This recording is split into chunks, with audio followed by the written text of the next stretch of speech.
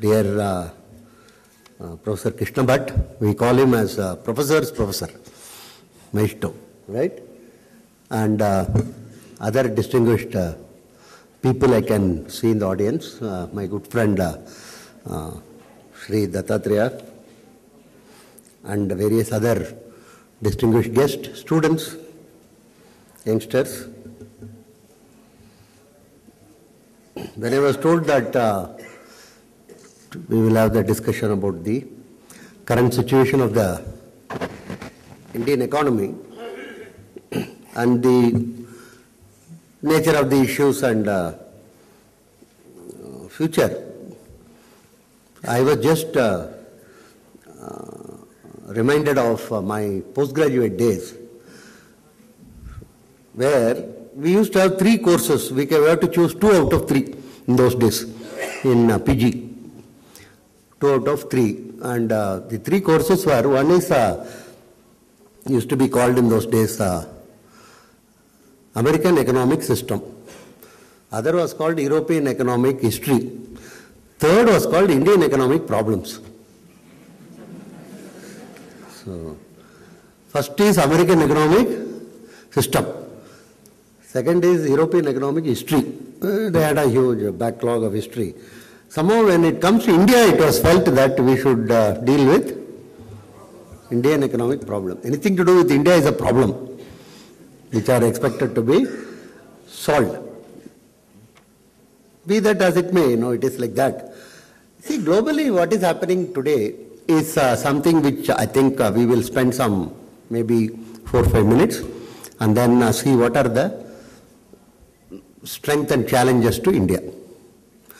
If you look at a global scene, somewhere in 1990, you can show the first slide, sir.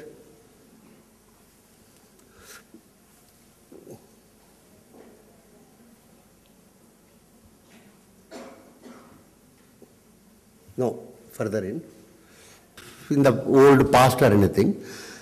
The G7 countries, I am sure most of you would have heard about G7. Now it is called G20 because everybody is included. More number of people are included. India is also part of the G20. But we are not in the main dining table. Our Prime Minister is asked to sit in a stool in the side. You sit there, sir. And he is also a silent man, so he sits there and...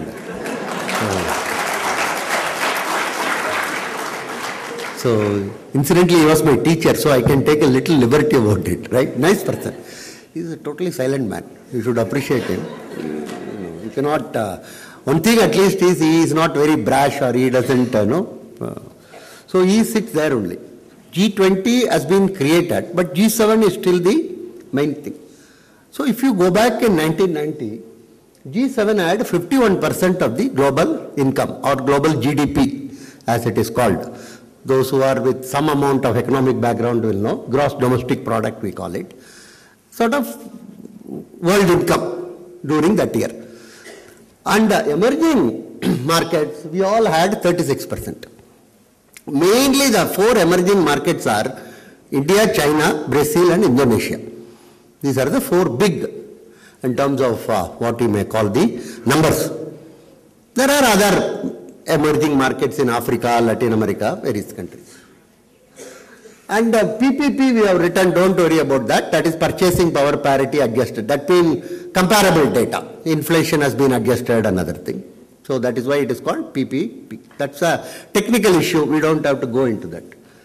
If you come to 2011-12, originally it was forecast it will happen in 2015, but 2011-12 itself, the G7 share has come to 36% in global income. The emerging market share has gone to 52%. And this decline is not something, 1 year increase, 1 year decline like that. It is a regular, what in economics called secular decline. Don't confuse the other secular. This secular decline means something which is coming down on a consistent basis. And now the forecast, this is given by the IMF, now the forecast is in another something like 2020-22 period, the G7 will only have 25% of the world income. 75% will be with emerging economies. So this is something which we have to recognize, we have to realize. What has happened is the axis of economic power has shifted to the emerging countries.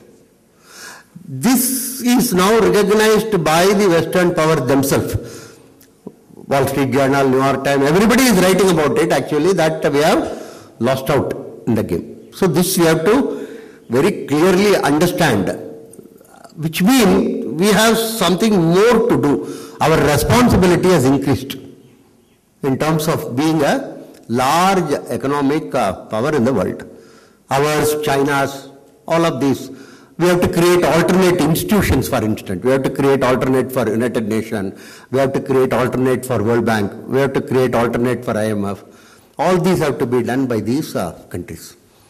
So that is the crux of the issue. So whenever they are telling, of course, it is an economic crisis. It is an economic crisis for G7, that we should understand. Not for us. But since many of us believe we are part of the global and other thing, and when there is a global crisis, we also feel we are part of the global crisis. So we also jump and say crisis, crisis, when it's not a crisis for us. It's actually a great change which has taken place. We have to internalize this change. That is something very, very critical and important. Internalize means we have to recognize that G7 as going out of the picture, and we are the ones we are becoming much larger. First and foremost issue will be, we are not just emerging now. That is something very, very interesting to note. If you go back in history, till 1820, India and China had nearly 50% of the global income, global GDP. This is not in 1820, this is in 1720, 1620, like that, from first, what we call the Christian era starting. So till 1820, India and China were dominating the world economy. This is not propagated by some person from India or anything. One major study was undertaken by OECD under Angus Madison for a period of 1,000 years, what was happening in the world. And then they concluded that India and China were till 1820. And at that time, the new word coined was, we are re-emerging markets. We are not emerging markets. This is something which we should recognize. We are re-emerging market. Re-emerging not, we are retrieving where we were. And something more interesting is there in the thing. In 1917, if I recall correctly, 1917, Aurobindo gave a talk in Calcutta. There he told, 100 years from 1820, the growth of these European countries, and maybe another 100 years by 2020, it will come to an end. This was told in 1917. That is why some of them we call as Dirgadarsis.